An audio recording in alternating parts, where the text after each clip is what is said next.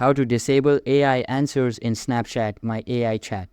Hey guys, in today's video, I'm going to show you how to disable AI responses in Snapchat's My AI Chat. If you're tired of the bot replying to you all the time, don't worry, I've got a simple fix for you. Let's get into it. First, open the Snapchat app and head over to the chat screen by swiping right from the camera, once in the chat section. Here you will see all Snapchat chats. Look for the My AI Chat at the top of your chat list. Tap and hold on My AI and a menu will pop up. From the menu, select Chat Settings.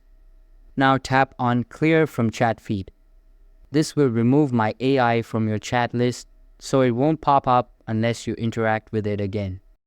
Once done, it should stop popping up or replying in your chats. That's all for the video.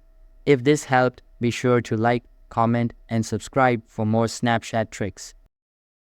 Thanks for watching. See you in the next one.